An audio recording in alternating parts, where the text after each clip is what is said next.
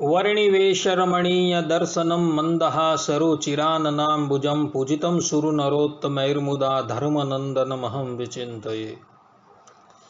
असतो मा षड्गमय तमसो मा ज्योतिर्गमय मृत्युर्मा अमृतं गमयः। ओम शांति शांति शांति। આજની જ્ઞાન સભાની અંદર પધારનારા બધા જ ભગવત ભક્તોને વેદાંતાચાર્ય પુરાણ ઇતિહાસાચાર્ય અમે ફિલોસોફી શાસ્ત્રી રાકેશભાઈના હેતપૂર્વક જય સ્વામિનારાયણ। ગયા વખતની જ્ઞાન સભાની અંદર આપણે બધા ભગવાનનો ભક્ત જે છે એ ભક્તિ માર્ગની અંદર જે 32 પ્રકારના અપરાધો કરે છે એ અપરાધનું વિગતવાર દિગ્દર્શન કરતા હતા। મનુષ્યનો એવો સ્વભાવ છે કે કોઈ એના વખાણ કરે તો એને બહુ આનંદ આવે છે। આ ઉપરાંત મનુષ્ય પોતે કોઈક કાર્ય સંપન્ન કરતો હોય અને એ કાર્ય સંપન્ન કરતા જો કોઈ વ્યક્તિને એ કાર્ય વિશે કંઈ ખબર ન હોય તો એ વ્યક્તિ પોતે જ પોતાના વખાણ પોતાના મુખે કરવા માંડે છે। પરંતુ એવી વ્યક્તિને ખબર નથી કે આપણે આપણા મુખે કરીને આપણા વખાણ કરીએ છીએ જેને લઈને આપણા જ પુણ્યોનો નાશ થઈ જાય છે। મહાભારતની અંદર ભગવાન વેદવ્યાસજી પોતે કહે છે, નિંદા અન્યસ્ય આત્મનઃ શ્લાઘાદ્વયમ સુકૃદ નાશકૃદ।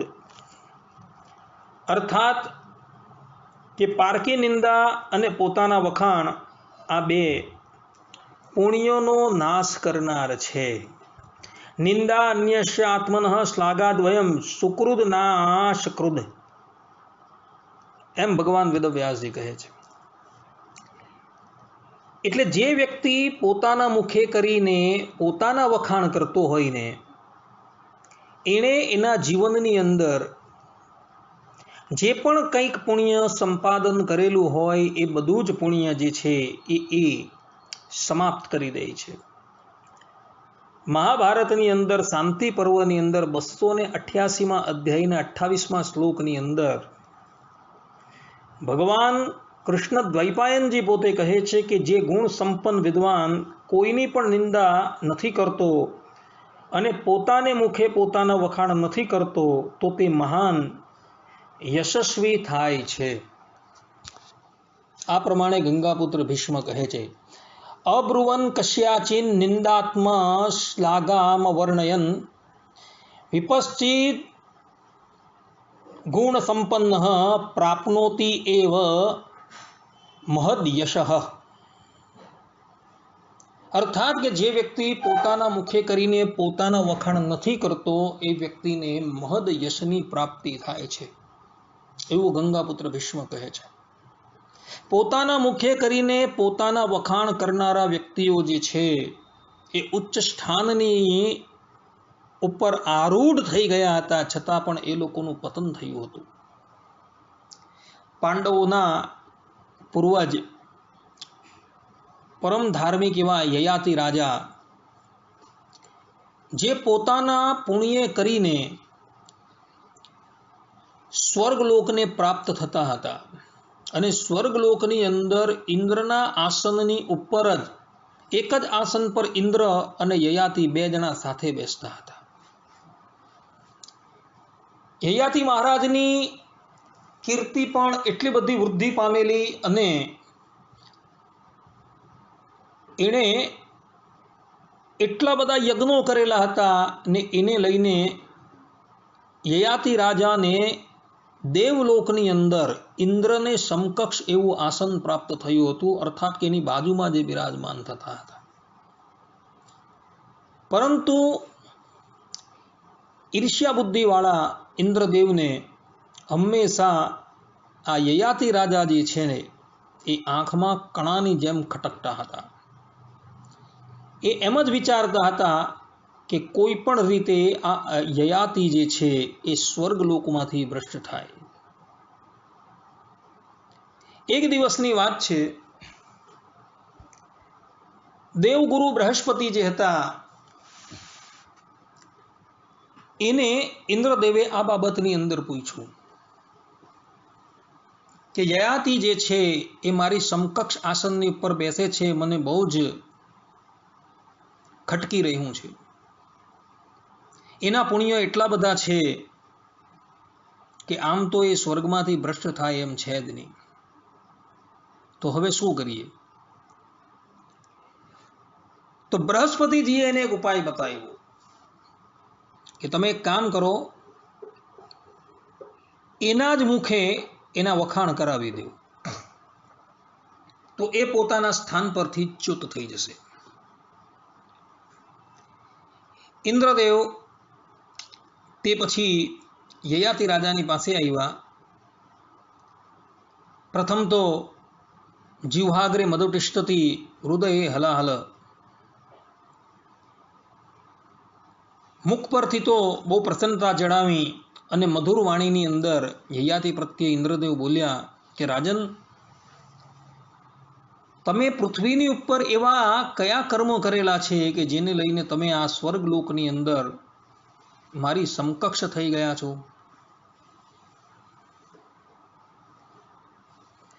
ઇન્દ્રદેવે આ પ્રમાણે કહ્યું એટલે યયાતિ રાજાએ પોતાના પુણ્યના વખાણ કરવા લાગ્યા કે મેં આટલા અશ્વમેધ યજ્ઞ કરેલા છે, આટલા રાજસૂય યજ્ઞ કરેલા છે, આટલું દાન દીધેલું છે, આટલી ગાયોનું દાન આપેલું, એમ કરી કરીને પોતે જે પણ કંઈક પુણ્ય સંચિત કરેલા હતા એ બધા જ પુણ્ય જે છે એ ઇન્દ્રદેવની પાસે જાહેર કરી દીધા.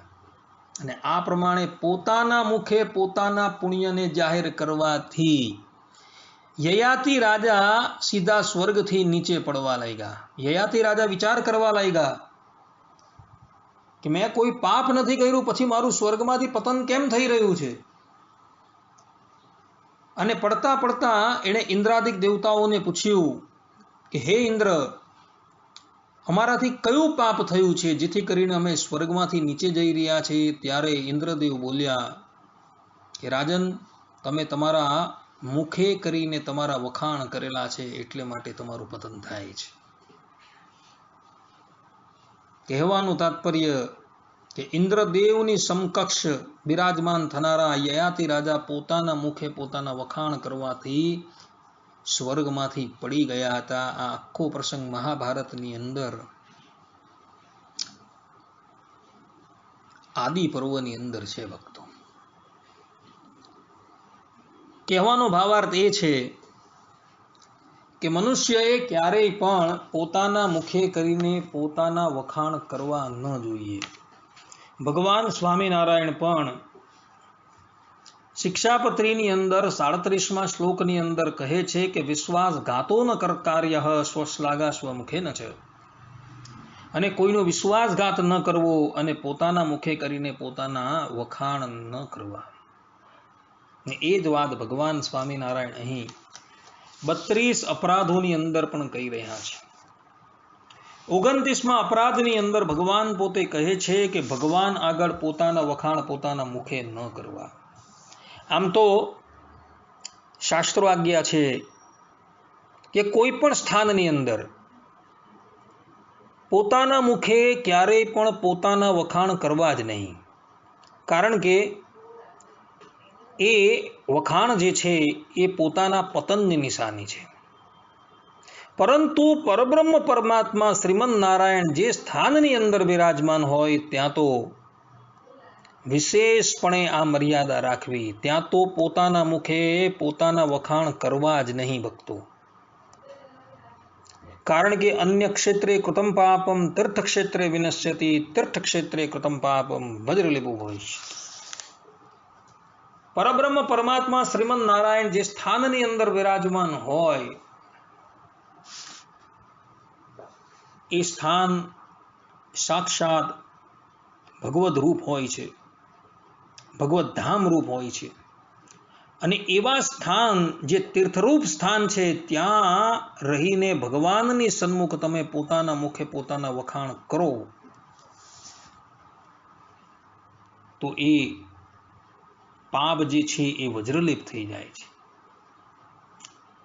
એટલે જીવાત્મા આ પાપ ન કરી શકે એટલે માટે શાસ્ત્રોકારોએ કહ્યું છે કે ભગવાનની આગળ પોતાના વખાણ કરવા જ નહીં ક્યારેય. કારણ કે વખાણ કરે તો એ પાપ જે છે વજ્રલેપ થઈ જાય. પછી તમે ગમે એટલા તીર્થોની અંદર જાઓ અને એ પાપને ધોવાનો પ્રયાસ કરો, પરંતુ એ પાપ ક્યારેય પણ ધોવાતું નથી. આ સંબંધની અંદર બીજું પણ એક દ્રષ્ટાંત જે છે એ અવલોકન કરવા યોગ્ય છે. આ દ્રષ્ટાંત મહાભારતના કર્ણ પર્વની અંદર આવે છે. કર્ણ રાજા જ્યારે સેનાપતિ બન્યા અને સેનાપતિ બનીને યુદ્ધના મેદાનની અંદર પોતે યુદ્ધ કરવા માટે આવ્યા ત્યારે પ્રથમ એણે યુધિષ્ઠિર મહારાજને એટલા બધા ઘાયલ કરી દીધા, એટલા બધા ઘાયલ કરી નાખ્યા કે યુધિષ્ઠિરના ઘોડા છે, રથ છે, સારથી છે, એના અસ્ત્ર શસ્ત્ર બધાને સમાપ્ત કરી નાખ્યા, કવચ છે એને પણ સાફ કરી નાખ્યું. પરંતુ કુંતાજીના વરદાનને લઈને, એટલે કુંતાજીને જે વચન આપેલું હતું તેને લઈને કર્ણ રાજા યુધિષ્ઠિરને મોતને ઘાટ નથી ઉતારતા અને યુધિષ્ઠિર મહારાજ પોતે શિબિરની અંદર ચાલ્યા જાય છે. એવા સમયની અંદર ભગવાન શ્રી કૃષ્ણ અને અર્જુનજીને ખબર પડી કે કર્ણ રાજાના હાથે મોટાભાઈ યુધિષ્ઠિર જે છે એ બહુ જ ઘાયલ થયા છે. એટલે ભગવાન શ્રી કૃષ્ણ અને અર્જુનજી પોતાના ભાઈની ખબર લેવા માટે શિબિર તરફ રથ હંકારીને ગયા. શિબિરની અંદર યુધિષ્ઠિર મહારાજ પોતાનો ઈલાજ કરાવતા હતા. એવા સમયની અંદર ભગવાન શ્રી કૃષ્ણ અને અર્જુનજી પધાર્યા. ભગવાન શ્રી કૃષ્ણ અને અર્જુનજીને પધારેલા જોઈને યુધિષ્ઠિર મહારાજને એમ થયું કે શ્રી કૃષ્ણ અને અર્જુન જે છે એ કર્ણને મોતને ઘાટ ઉતારીને આવેલા છે, એટલે બહુ પ્રસન્ન થયા અને બહુ જ પ્રેમપૂર્વક એમનો સત્કાર કર્યો. પરંતુ જ્યારે પછાડથી યુધિષ્ઠિર મહારાજને ખબર પડી કે શ્રી કૃષ્ણ અને અર્જુન તો મારા ખબર અંતર પૂછવા માટે આવેલા છે, કર્ણ રાજાને મારીને લોકો અહીં નથી આવ્યા, એટલે યુધિષ્ઠિર મહારાજ ક્રોધાયમાન થઈ ગયા. ધર્મરાજ યુધિષ્ઠિર જીવનમાં પહેલી વખત ક્રોધાયમાન થાય છે અને ક્રોધાયમાન થઈને અર્જુનને ન બોલવાના શબ્દ બોલવા લાગ્યા. અને અંતે અર્જુન પ્રત્યે એવું બોલ્યા કે તારું આ ગાંડીવ ધનુષ જે છે એનો ત્યાગ કરી દે. અને જ્યાં અર્જુનજીએ એવા શબ્દ સાંભળ્યા કે ગાંડીવ ધનુષનો ત્યાગ કરી દે, એટલે અર્જુનજી ક્રોધાયમાન થઈ ગયા. કારણ કે એણે મનોમન પ્રતિજ્ઞા લીધેલી હતી કે જે પણ કોઈક વ્યક્તિ મને મારું ગાંડીવ મૂકવા માટે કહેશે એને હું મૃત્યુદંડ આપીશ.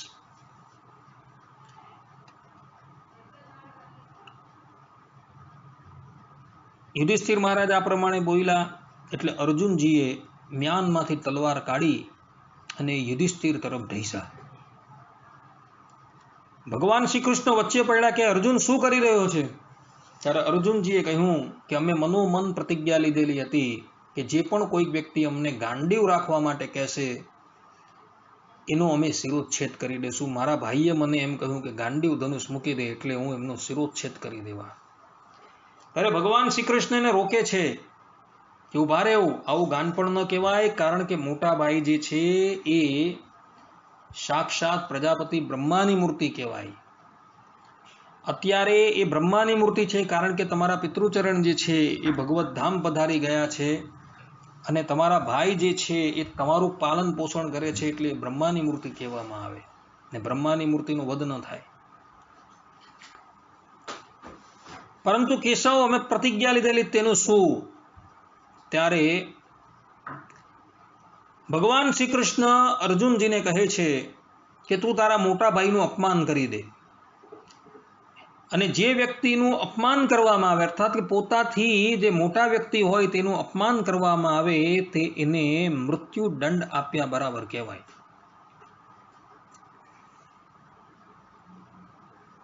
ભગવાન શ્રી કૃષ્ણની વાત સાંભળી અર્જુનજી યુધિષ્ઠિર મહારાજનું અપમાન કરવા લાગ્યા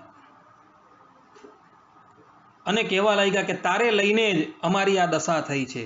તને જ જુગારનો બહુ શોખ હતો, તને જુગારનું વ્યસન હતું, અને એને લઈને તું એક જ સાથે બધી જ સંપત્તિ જે છે એ હારી ગયો, અને અમારે વનમાં જવું પડ્યું, ત્યાં અતિશય કષ્ટ અમારે ભોગવવું પડ્યું, ત્યારબાદ અજ્ઞાતવાસ અને ત્યારબાદ આ યુદ્ધ, આ બધું કાર્ય કરનાર તું જ છે. એમ તું કહીને યુધિષ્ઠિર મહારાજને બોલાવ્યા. એટલે કોઈ આપણાથી જે મોટા વ્યક્તિ હોય તેને તમે તું કહીને બોલાવો ને એ એનો વધ કરેલો કહેવાય, એવું શાસ્ત્રોની અંદર લખેલું છે. અર્જુનજીએ મોટાભાઈને ટુકારા કરીને બોલાવ્યા એટલે એનો વધ થઈ ગયો. પછી અર્જુનજી ગ્લાનિ પામવા લાગ્યા કે અમે અમારા મોટા ભાઈનું અપમાન કર્યું, એટલે હવે જે છે એવું મારું આ શરીર જે છે એ રાખવા માંગતો નથી. હું હમણાં ને હમણાં જ મારો શિરોચ્છેદ કરું છું. આમ કહીને કટાર કાઢી અહીંયા શિરોચ્છેદ કરવા માટે જતા હતા ત્યાં ભગવાન શ્રી કૃષ્ણ પાછા મધ્યમાં આવીને ઉભા રહ્યા કે ઉભો રહે.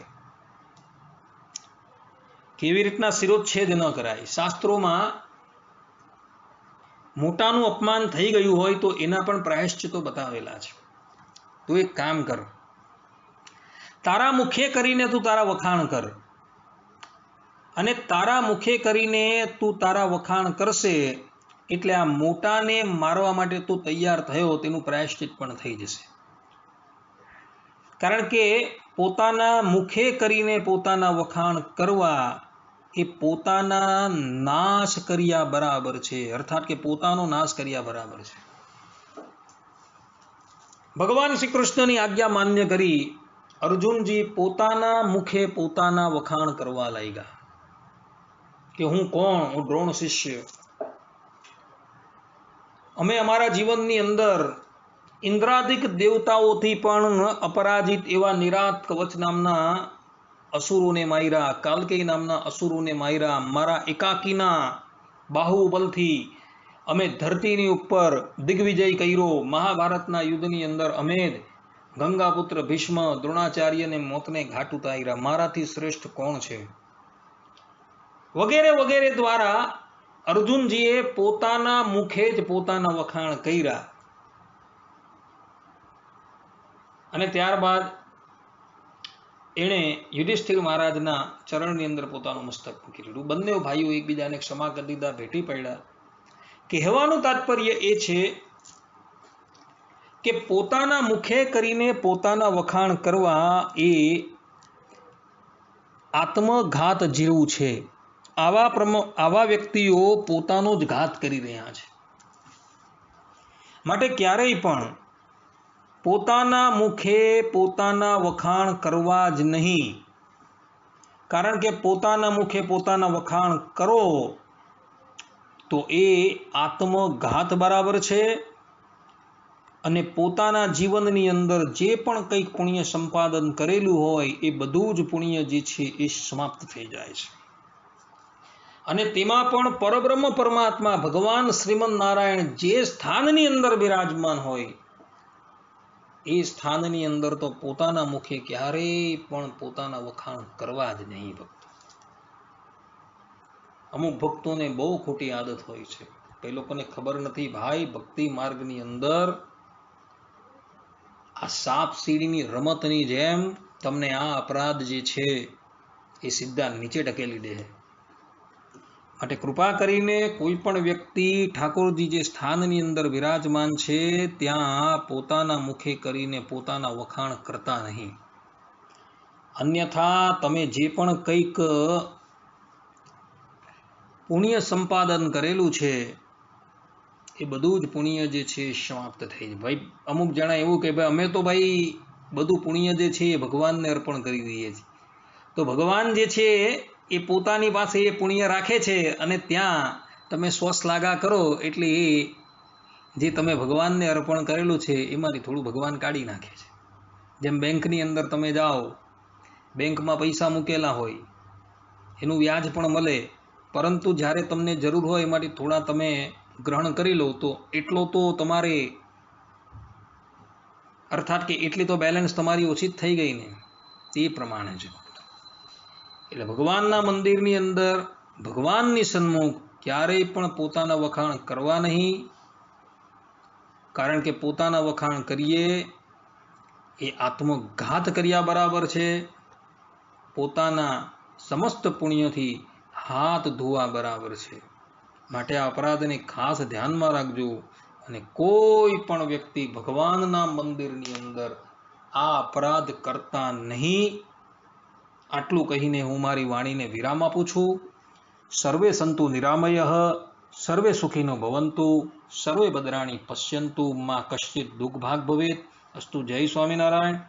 આની સાથે 29મો અપરાધ જે છે એ પૂર્ણ થાય છે. હવે પછી 3 અપરાધ બીજા પણ છે તથા પદ્મ પુરાણની અંદર બીજા પણ અવાંતર કેટલાક અપરાધો છે એની પણ આપણે ચર્ચા કરી લેશું. ત્યાં લગી બધા જ ભક્તોને હેતપૂર્વક જય સ્વામિનારાયણ.